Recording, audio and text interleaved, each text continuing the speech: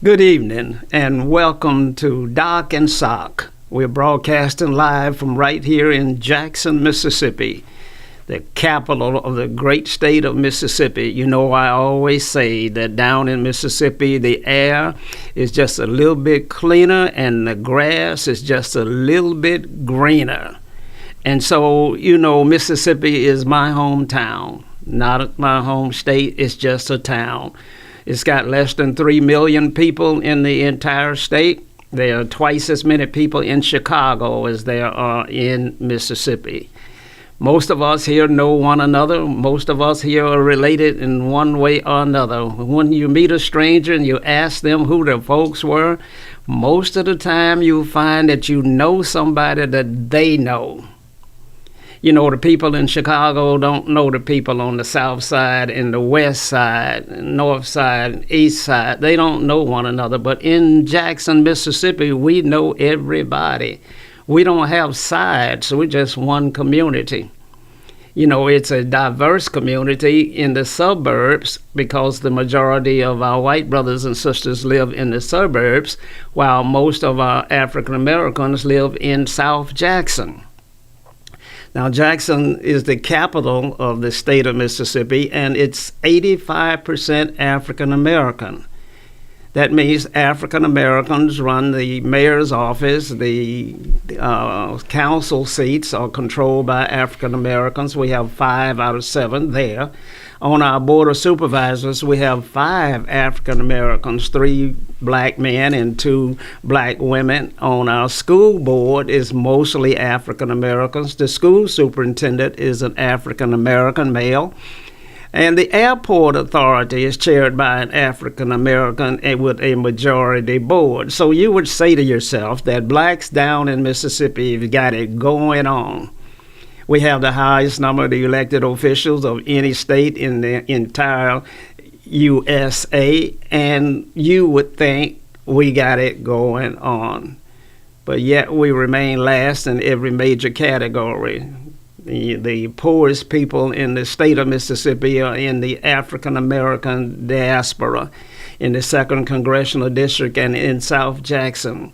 We have food deserts in Jackson, Mississippi. You cannot find an African American owned restaurant in Jackson, Mississippi, other than one that has been there from a historical standpoint. And we have Gino over there with the Big Apple Inn. It's been there, and it's more nostalgia than it is, a traditional restaurant, because they emanated and it was birthed into the African American community back in the day when blacks really did have it going on, when Farish Street was booming with businesses and entertainment, and we had it moving. But we lost all of that. And we lost all of that during the period of integration. And when Walmart started to hire my niece, then I began to go to the store, to Walmart, to shop because my niece was over there, and I no longer went to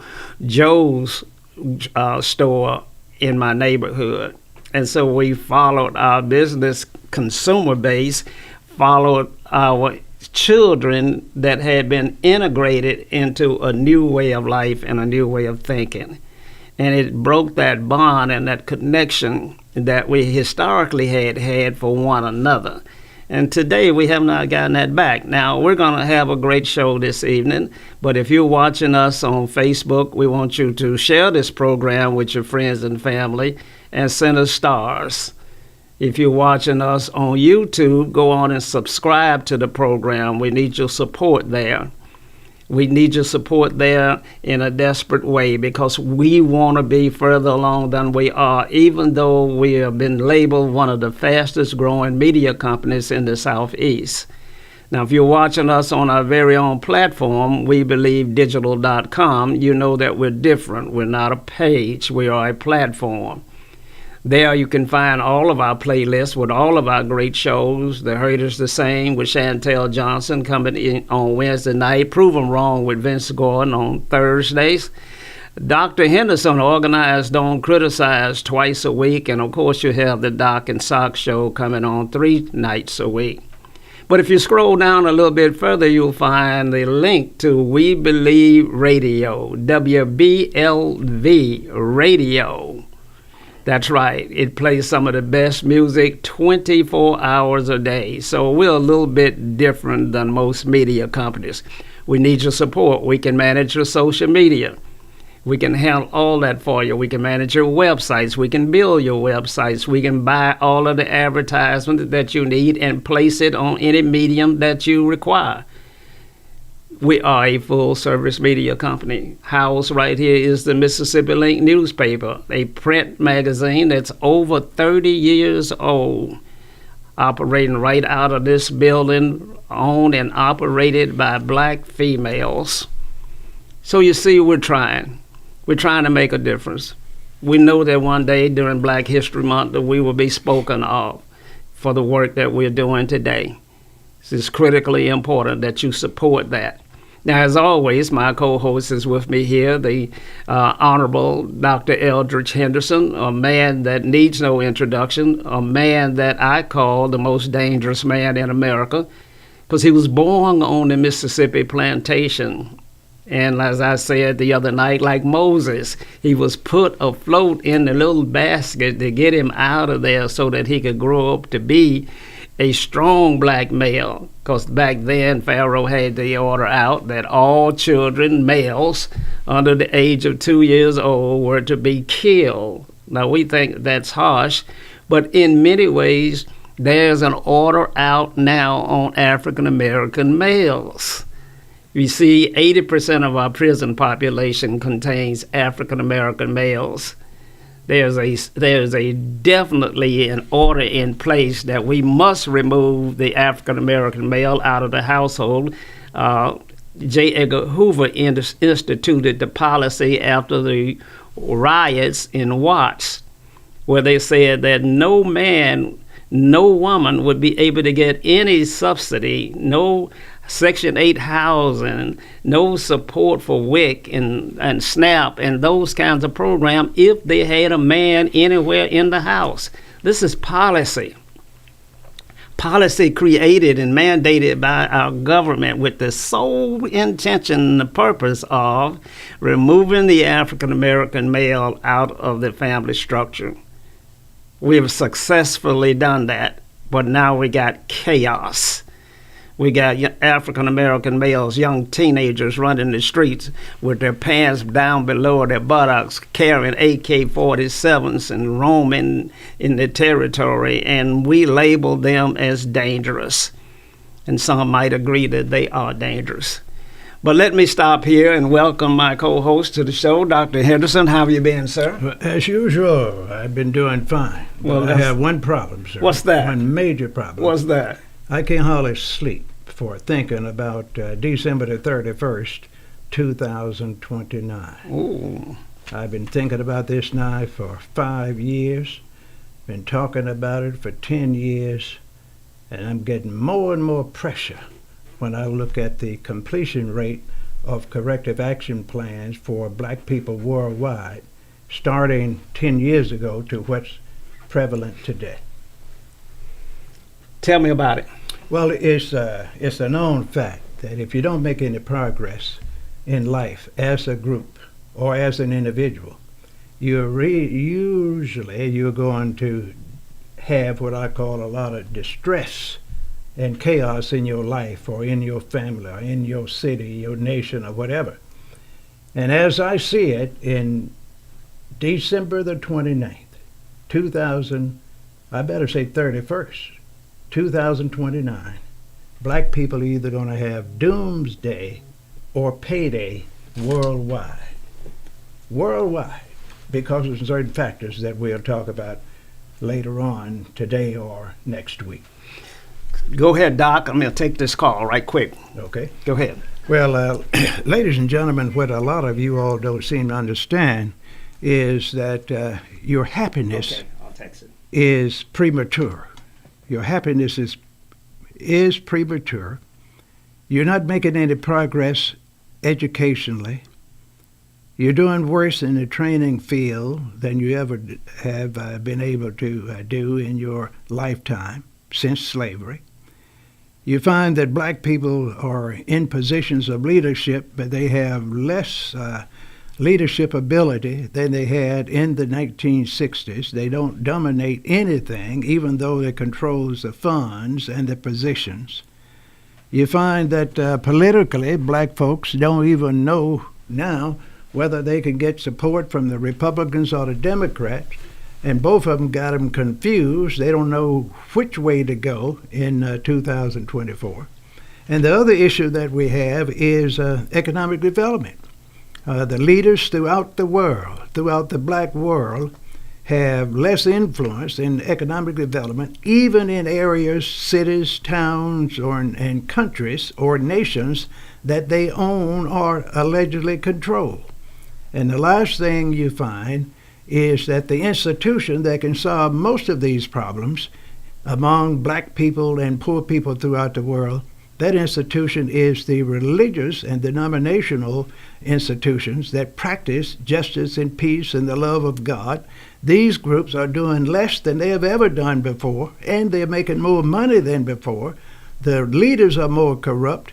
And I tell you, ladies and gentlemen, if you don't start coming up with positive corrective action plans in areas where you're in the majority, if you don't recruit, train, and place your own leaders, after you pool your resources and your talents, you're going to have the doomsday after December the 31st, 2029. That's the story that you better start thinking about and researching and find out individually what you need to do for self, your family, and your community where you are without outside support. You must pool your resources and your talents and dominate in 5 areas, in areas where you're in a majority. And again, those areas are education and training, economic development, religion, politics, and I always say principles of leadership. No leadership, no economics, you're doomed. You're doomed. Keep that in mind, folks. Now, Doc, things look bad, and clearly, as we spoke about last night, we have to come up with some solutions, and you're offering some solutions, some things that you can do to change the trajectory, change the direction, stop the skid in our communities, and you continue to advocate for that plan, and it's something that black folk must understand critically. And so I want to go over it again, just real succinctly, is what it is that black folks all over the world, all over America, all in Jackson, Mississippi, must do, and when they must do it. Well, they must tell themselves that I'm not a non-entity. I am a human being, born in America, born in Africa, born in Asia, born in India, born all over the world, and I have the same rights as other people. And I'm going to decide, come hell or high water, that I'm going to determine my destiny from birth to death in areas where I'm in the majority, and not depend on others that have been suppressing my progress since I've been here in America or in the world. Even though my numbers are great, 2/3 of the population worldwide, I don't control 3% of the means of production, distribution, and exchange in the world. Jose, we have a phone call coming in. We have to get to that later on. Well, Doc, I tell you, we'll take the call because I want this person to share in this conversation that we're having. So it's critically important that we get Doris involved in this conversation. Doris, are you there? Yes, I am. Well, good. I want you to join right in our conversation, so I'm going to get right into it. There are some 65 million Hispanics and Latinos in the USA as of today. And there are only 40 million African Americans in this country as of today. And the border crisis that continues to run afoul down on the Texas border and Arizona borders is giving some great concern to African Americans throughout this country. And I'd like for you to tell our viewers all over the world what are our brothers and sisters experiencing and facing in Chicago and in Illinois. Well, Socrates, I've been talking about this for some time now, especially those of us in Chicago. Immigration right now is the biggest threat to blacks in America. In Chicago, it's a crisis. We have about between 35, 37,000, I call them illegal economic immigrants in Chicago. And this is being with the support of the mayor, Brandon Johnson, who is a black man. Brandon Johnson will not sign the executive order that would do away with immigration in Chicago.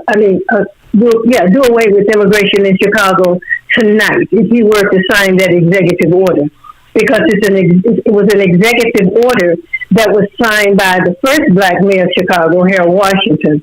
But Harold signed that executive order for the sole purpose of saying at that time that they would not cooperate with ICE in terms of turning illegal immigrants into the federal government.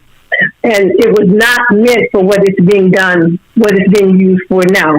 And that is for the sole purpose. Immigration is for the sole purpose of replacing black people in America, running us off the land. And this is being done by the Democratic Party, Joe Biden being the president of the United States. And the reason that it's being done is because the black vote is no longer supporting the Democratic Party as we have done for the last 65, almost 70 years. Because we've begun to realize that we're not getting anything from the Democratic Party. We get symbols, but not anything tangible. Everybody else is getting something. For example, the Asians. The first thing he did, he signed an executive order, an anti-Asian hate crime bill. Who has crime committed against them any more than black people? And according to the FBI, black people are the only ones who have the most crimes committed against them. So it is to replace us, to replace the black vote.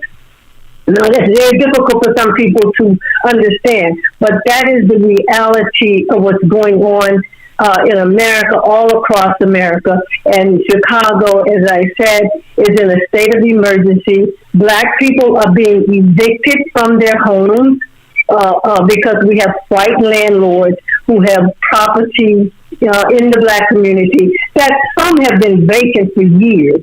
And now that they know that the city will pay for these illegal economic immigrants to move into these buildings, what these white landlords are doing, they are evicting black people from their homes.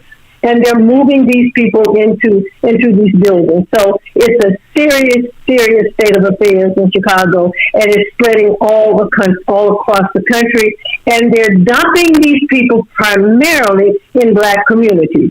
And my anger and my dissatisfaction with us is that we're not resisting. They're doing this with black faces.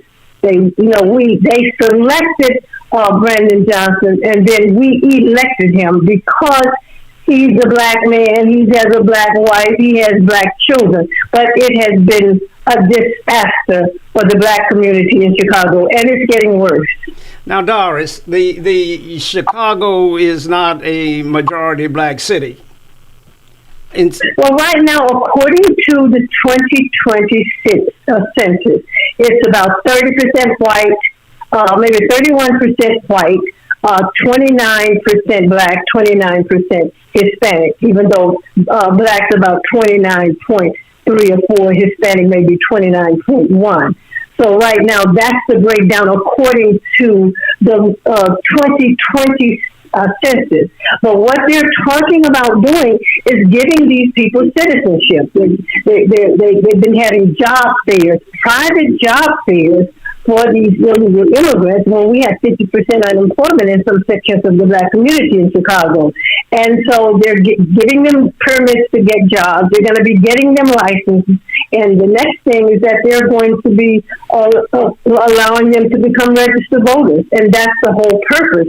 Hopefully, according to the Democratic Party, that once they become voters, then they will replace us. And here again, the whole purpose of this is to replace black people, politically and otherwise. It's really hurting us. Hold up a minute, Doris. Hold up a minute. Now, Doc, you've always said that they were going to be a part of the voting bloc for the Democratic Party. Do you hold that to be true? Of course. They're going to be the new voters in America. Most of them initially are going to vote for the Democrats because they have to pay the Democrats for allowing the border to be open and to let all those good people that are leaving those countries because of political, economic reasons, because of terrorism and gang banging and all of that. So they got to pay them off. But as soon as these immigrants, especially the non-black ones, get that good education and training that our guest is talking about, get out of those apartments and build their own homes and what I call sort of brush up on their English, which many of them are speaking excellent English now because they've been studying their second language, planning to get over here to America, they then going to convert to the Republican Party. And by then, the black folks going to be outranked in all aspects of society. And I've been telling you and others that you then will be beaten down so in those relocation camps because of gentrification and legislative takeovers in the various states. And I say various states, north, south, east, and west. The black folks not going to have anywhere to go but the little small defined areas that are allocated for them on a temporary basis. And as soon as gentrification get close to that, they're going to take those areas and do like they've done in Chicago, New York, and other cities. Say, you blacks have 6 weeks to get out of this area, and they're not going to even find replacement housing for them. And that's going to create a lot of chaos, a lot of homelessness, a lot of people moving in together, others moving, going to their relatives in other states, and they will be sick, uneducated, and broke, and going to call more parasites to be running around in wherever the black people are. And that's going to set us back for about 300 years unless we do something about it where we are in the majority, and that is again to recruit, train, place, and put selected individuals in responsible positions in 5 areas of activity. Someone that knows how to manage money, how to practice the principles of leadership, those that know about economic development and how to put project managers in place to monitor what's going on, and get some new religious leaders that are interested in providing education and training programs for their members first and then for the folks in the community. And the last thing, put a leadership academy together with the churches as the trainers, with the new leaders in the church, and that can teach the folks how to be aggressive and have prioritized corrective action plans in all of those areas that they can pass on year after year and build it up and get some independence. Because when you get independence and you make decisions on how the money is going to be spent in education and training, your people are bound to improve. Well, now, and Doc, they then will be in a position to get some respect. It's all about respect. well, let's talk about that for a minute. Now, Doris, Chicago, you said is 30% African American, so clearly we're not in the majority there. How did you guys, and what is the makeup of the government of that great city, and how did you guys get an African American mayor? Well, you have a black mayor, you have a black county board president, you have 20 black aldermen in the city council. The attorney general of the state of Illinois is black. The lieutenant governor of the state of Illinois is black. Tim Evans is over all of the judges in Cook County. So we have blacks in major positions, but they have not done anything for the people. These are people who have been able to get into these positions as a result of a movement in this country, the civil rights movement, that affected black people all over the country. So they got into these positions, but they haven't done anything to protect the positions, and they haven't done anything for the masses of the people. So they have benefited from it. Now, if the ministers, the religious community, political community, and the education community in Chicago is silent. They're silent. There's been no resistance from these people because the churches have become faith-based churches, and now they're getting money from the federal government. So they're quiet. They're afraid to speak out. So, we have contributed to this. Now, Doc, I don't know if you are familiar with Dr. Claude Anderson. Dr. Anderson wrote about this he wrote about this 25 to 30 years ago. He used to come to Chicago all the time and would have standing room only attendance. And he would talk to us about this, but we did not do anything about it. We ignored it. And what they did, starting off, Socrates, to get black people to move out of Chicago back in the 90s and in the 2000s, they used crime. And it was in a housing development. It was about 200,000 black people lived in that housing development. About 5 to 10% of them were committing crime. So they could have stopped it if they wanted to. So they used crime, and black people started leaving Chicago because we used to be about, 40, 45% of the population. So here again, I mean, these people plan 25, 30, 50 years out. So black people started moving out of Chicago as a result of the crime. And in this area with these housing developments, what they have over there now, $500,000 condos. So that was the whole purpose of using crime to get black people to move out of the city. So we lost a lot of our political power.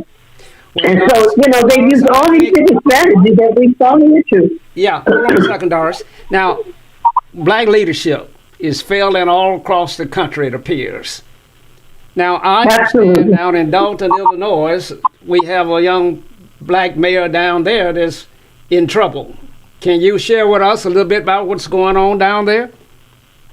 Well, first of all, she's a very ignorant dictator, and I don't generally talk about people's personalities. I deal with issues, but she's a very ignorant dictator. She doesn't listen to anyone but herself and those who follow her. So she doesn't listen to the other members that are part of that city council. So Dalton it's an all black town, very similar to Jackson. And if we had the right leadership in places like Dalton, we could do exactly what Doc just said. But we've got to get rid of this group of black leadership that we have in these positions because they have no vision for their people. They have absolutely no vision for their people.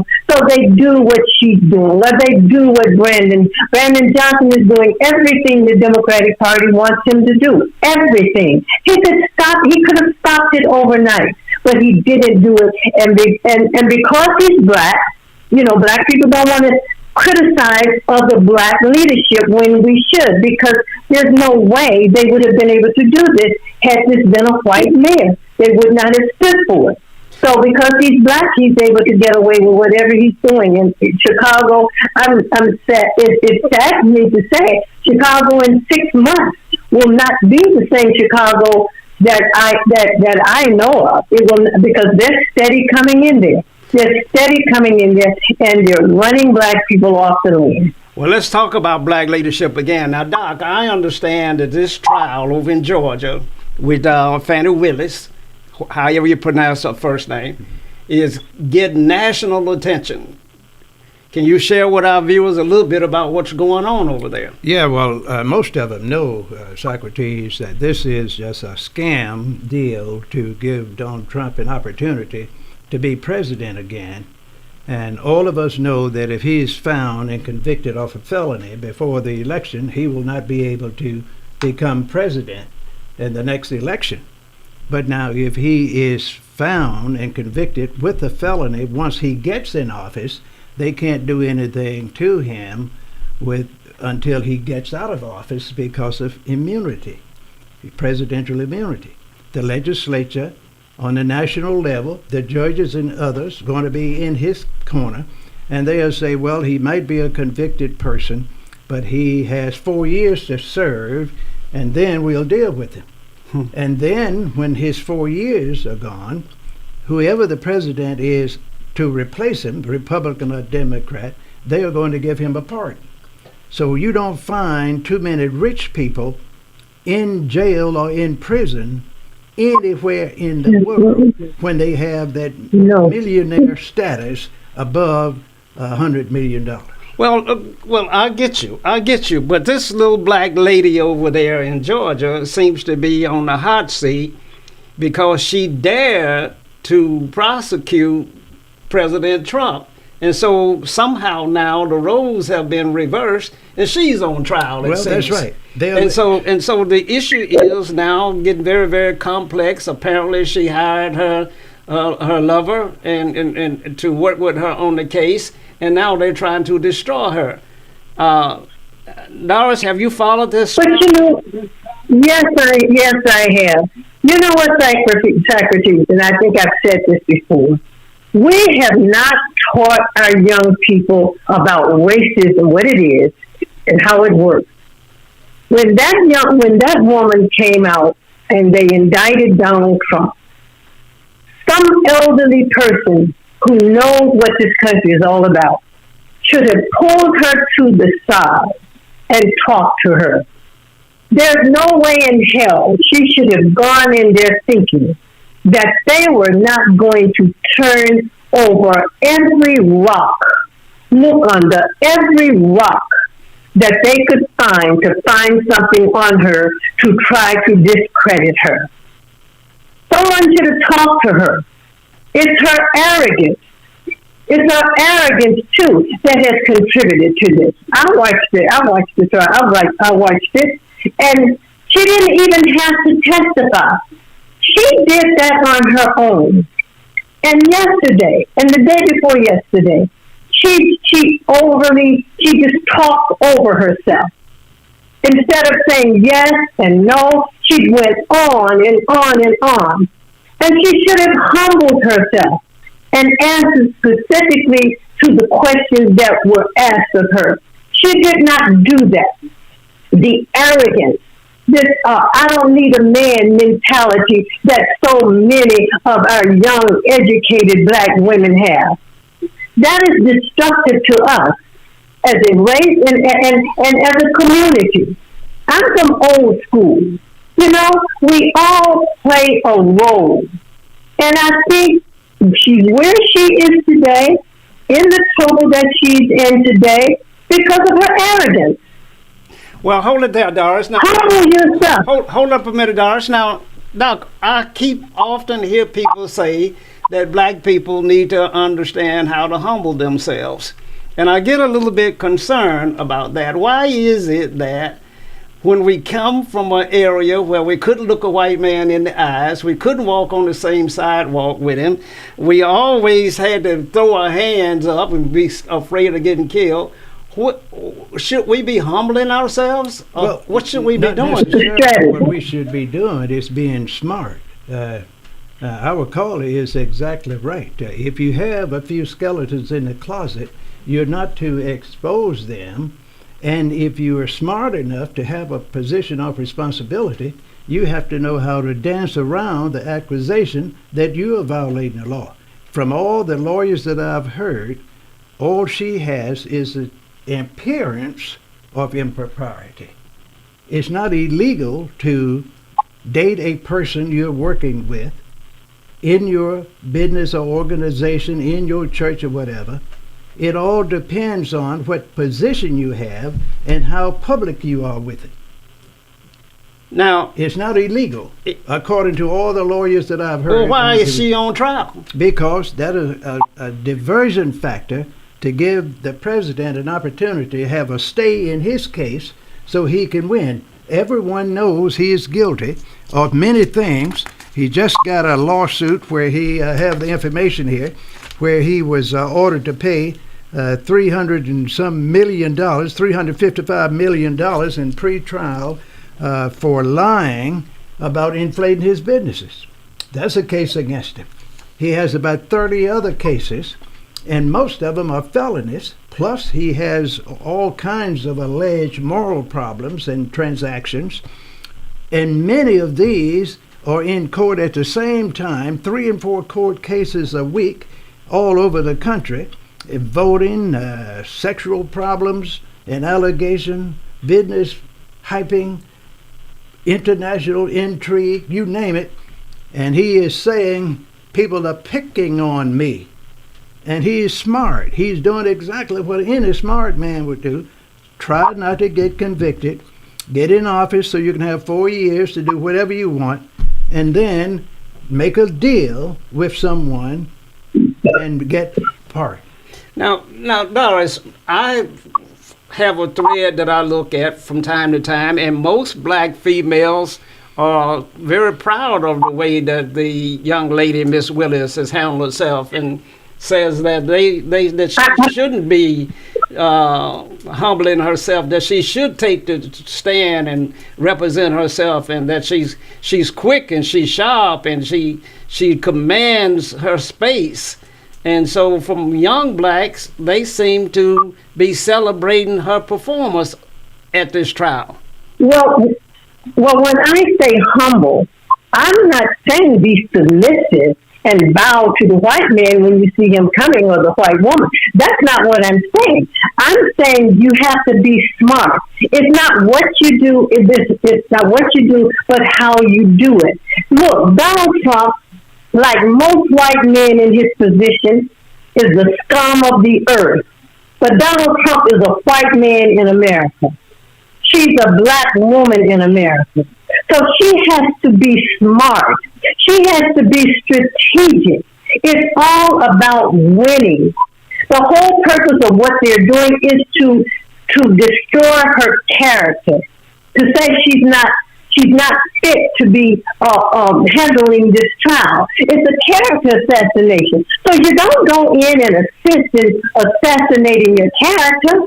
And from what I've seen and what I've read, that's what she's done.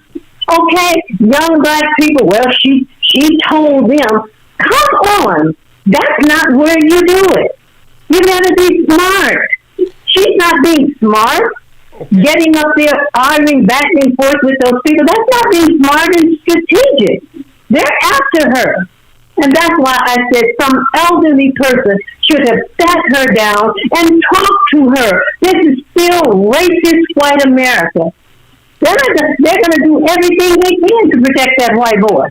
Well, let's take that point right there. Doc, why are African Americans willing to go to the Republican Party if we know that historically it has been a party that opposed the advancement of black people? Well, both parties have that reputation, but a lot of black people know that the Republican Party favored black people after the Civil War.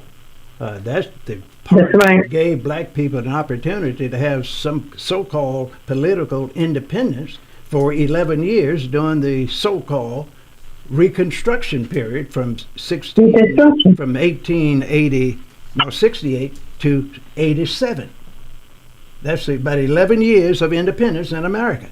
And right after that period, our caller can tell you, they incorporated Jim Crow laws and all these other things in Mississippi and all over the nation. The South said, we are going to take over everything, our land and our black people. The white folks in the North said, we don't care what you do to them. We're tired too. We have spent a lot of money, killed a lot of our friends and relatives over these slaves, which you all particularly fought for independence and your sovereign right as an independent nation. And it was an independent nation because we had two nations during that period, a southern nation that comprised about 13 different states, and Abraham Lincoln and his group. And then he passed something called that proclamation. Hell, he didn't free nobody in the South.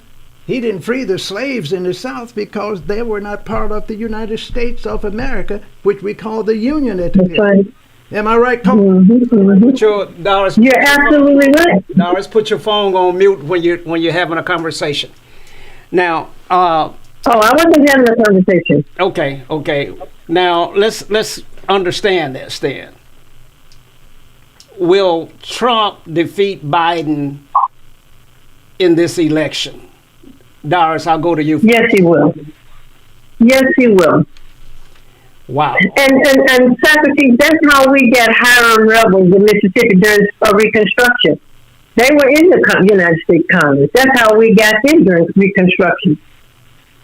Well, let me. And historically speaking, black people were Republicans, and it was based on the fact that Lincoln was supposed to have freed the slaves.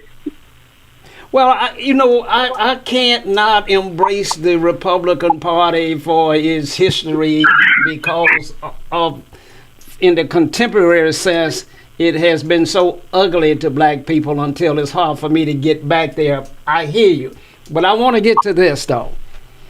If Trump can defeat Biden, what must Biden and the Democrats do to keep from losing, Dr. Henderson? Well, they're going to have to do several things, and it is hard to do. The current president has to recant and apologize to the American people and say, I'm going to fix this border problem in 30, 60, or 90 days, and this is what I'm going to do. I'm going to make sure that we have equity in America. I'm going to stop persuading black people that they are important and that we are going to do something for them, and actually do the following. When I get in office, black folks and others, I'm going to guarantee that we have more liberal judges in the Supreme Court. If someone dies, I'm going to appoint one that's going to take care of democracy.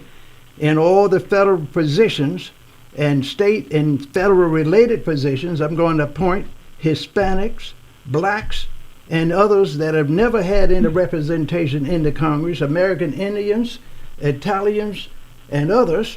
And I'm going to get more females in responsible positions and hit all of those areas. And then I'm going to endorse more and more people of color. I didn't say black, people of color for local, state, and federal legislative positions. Hold your point right there. Now, Doris, weigh in on whether Kamala Harris, the vice president, is an asset or a liability at this point. She's a liability. Joe Biden is a liability. The only way Joe Biden could get my vote is he would have to give black people reparations. He would have to sign a document, an executive order saying he's going to give black people reparations. I do not want Joe Biden or anyone else putting Hispanics and others on the same level that we're on. They are not. Our situation is distinctively different. We are the only ones in America who are descendants of enslaved Africans. None of these people, not one, have gone through what we have gone through here in America. Give black people reparations. And according to Dr. William Darity, an economist, he said that would amount to about $16 or $17 trillion. That's the only way Joe Biden could get my vote. And I think that's the only way Joe Biden could win black people back. Because the Democratic Party hasn't done anything for us. All we've gotten from the Democratic Party are symbols. That's all we've gotten. A street named here, a building named here. We have not gotten any tangibles. We didn't really get the 40 acres and a mule. We haven't gotten anything. Everything that we've gotten in this country, we have fought for it. We built this country. 240 years of slavery, 90 years of Reconstruction up to Jim Crow. We have not ever gotten what we should have gotten in this country. So you cannot put us on the same, other people on the same level we're on. We're not on the same level.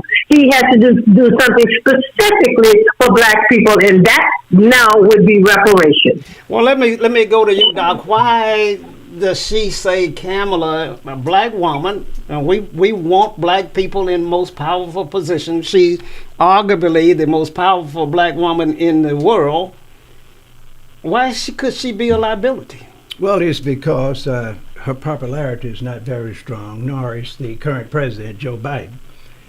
She has in her early history that is going to be exposed worldwide and international, just like this attorney lady, Fannie Willis, is being involved in.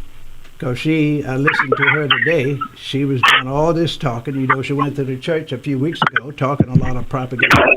She's supposed to take the Fifth Amendment, keep her mouth shut, hire some more prosecutors, and try to speed up their trial for Donald Trump, and go on and pretend she is a saint.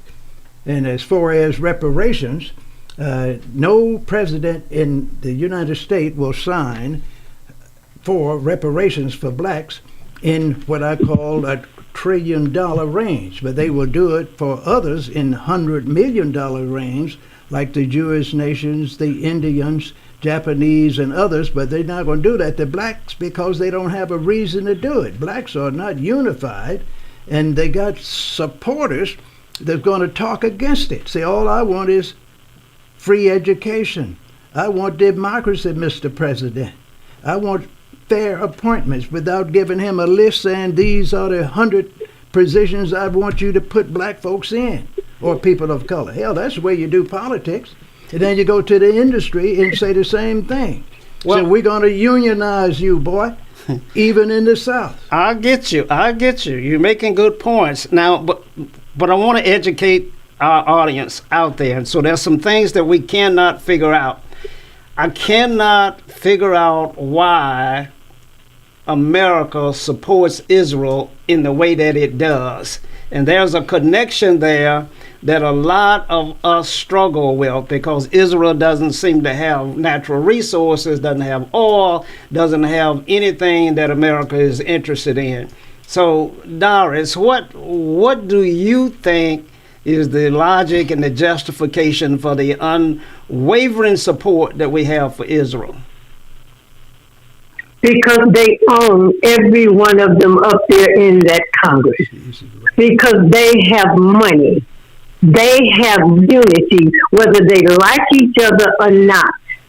They control them. They own them. But let me just back up and say something about Kamala Harris when she was running for vice president. I watched her on an interview, and the reporter asked her if she was going to do what she was going to do for black people. And she said to her, "Are you asking me if I'm going to do anything specifically for black people?" She said, "No, I am not doing anything specifically for black people." I was done with her then. I am sick and tired of these black. We can no longer elect people because they're black.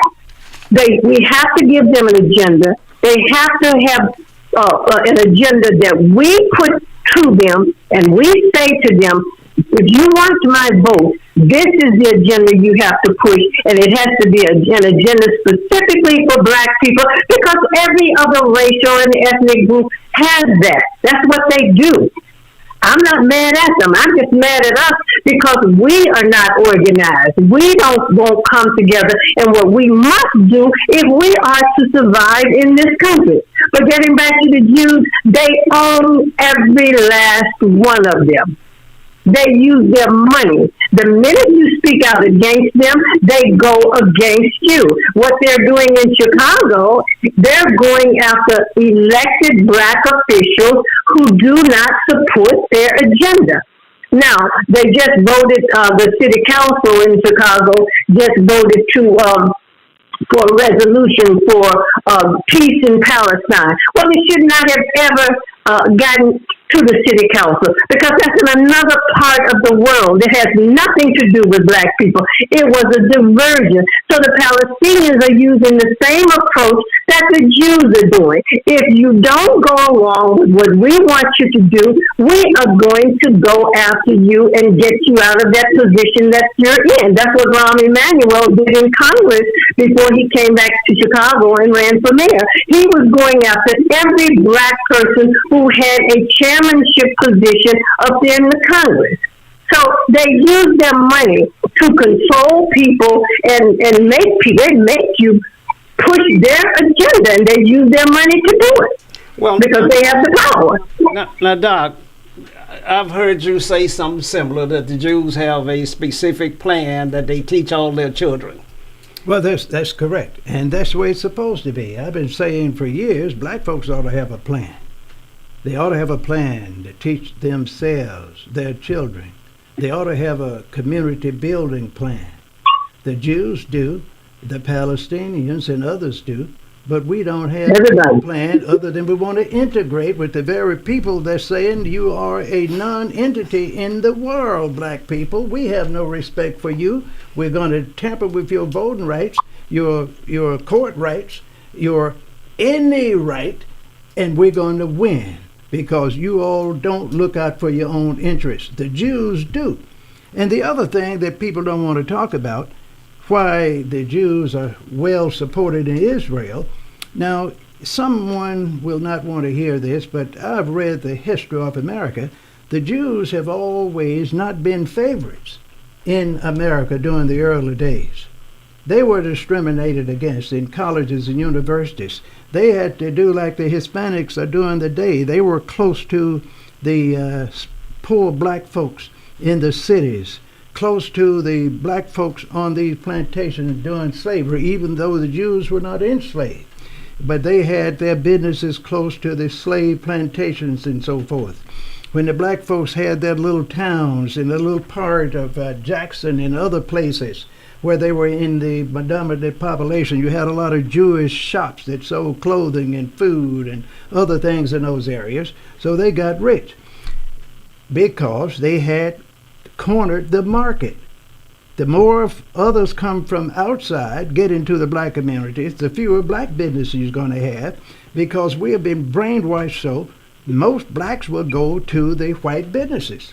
That's why doing so-called integration, when they say, well, we want to destroy the blacks' economic base, they say, let's integrate, and black folks overnight stop participating in their own businesses, bus companies, movie theaters, hotels, all kinds of businesses, and they went in ruin in less than 3 years. Wow. We're running out of time. I want to get real quick to this Palestinian conflict, and the world seems to be opposed to it. South Africa seems to be speaking out louder than any other part of the world against what many call genocide over in that area.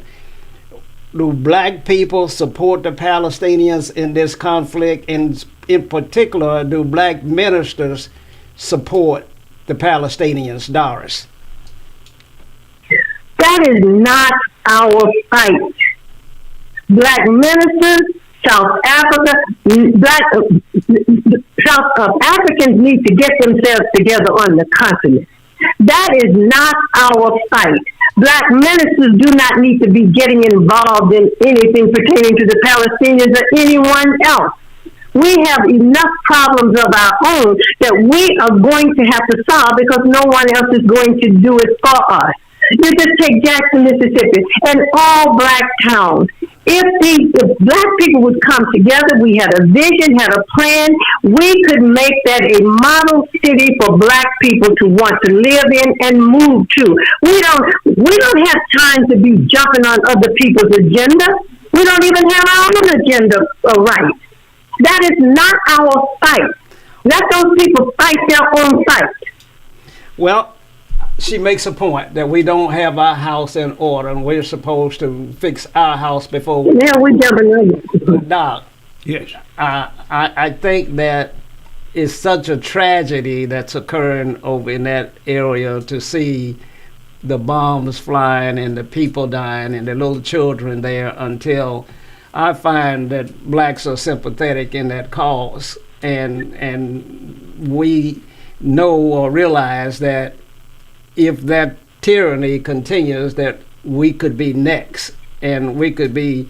Black children are dying on the streets of Jackson, Mississippi, Chicago, all over America every day.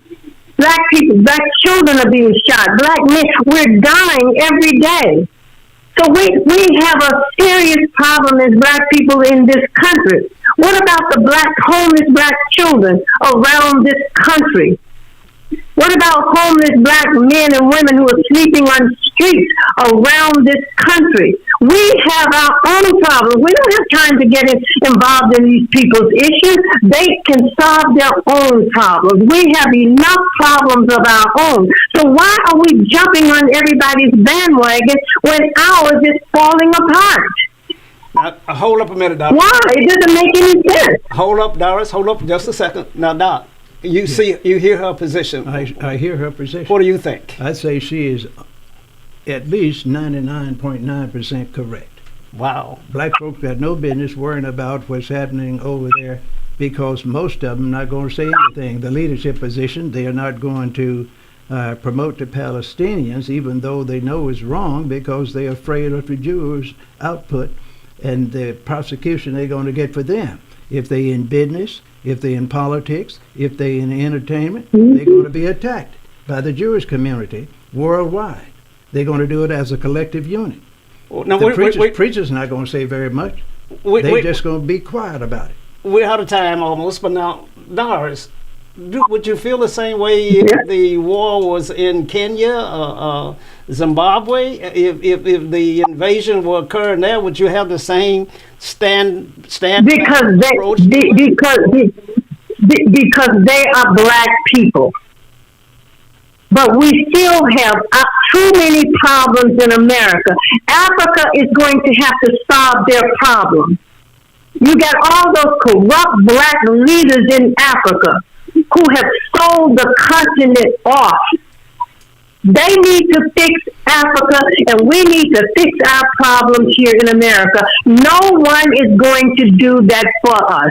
And another thing, these Jews, we're talking about white Zionist Europeans who have co-opted religion, who have used religion to do all of the stuff that they're doing. All of these are religions that come from ancient African civilization. And so they have co-opted the religion. They've co-opted everything. They're nothing but a bunch of white Zionist European Jews, so-called Jews. Now, because the original Jews are the black Jews. Well, we'll get into that on our next show for sure. Doris, I want to thank you so much for your contribution to the program this evening. I look forward to having you on as soon as possible with Doc and I as we continue to try to bring relevant information to the world, a perspective that they're not going to hear anywhere else other than here on We Believe. Now, Doc, your final remarks. Well, my final remarks are that black people worldwide are going to have to take positions of responsibility in whatever area they have what I call the talents to perform. And they must start with education first. Second, training. Next, leadership. Next, economic development, politics, and then religion. But with the education and training, they're going to have to get the churches involved with the education and training, but not leadership initially. They need the churches for the spaces. The churches, most of them are already paid for. They have the space. They have the incorporation from the states and the local areas. They have leadership there, and they have a lot of free volunteers, plus a lot of educated people that can do most of the training they need free of charge. Well, a good preacher will demand that if you're a lawyer, if you're a teacher, if you're an accountant, you're going to do something for the members in your church. Well, we're going to spend a lot of time on it. We got a lot of time, a lot of work to do. Doris, your closing remarks. Well, what I want to see us do is to empower us as a people for our children. This is for the children. This is for the future. We don't have a plan for the future for our children. And if we don't turn this around, our children will not have the kind of future that we've had, Socrates. Our children are in trouble because we don't have a plan for them. We haven't put anything in place. So I hope going forward, these are the kinds of things that we will be discussing, empowering Black people so that we can empower our children and prepare future for our children. Thank you so much, Doris, for that. That's all for our program this evening. We appreciate you watching and sharing this program all over the world. Until the next time we get together, which will be Tuesday night at 8 o'clock with Doc and Soc, have a great evening, stay safe, and good night.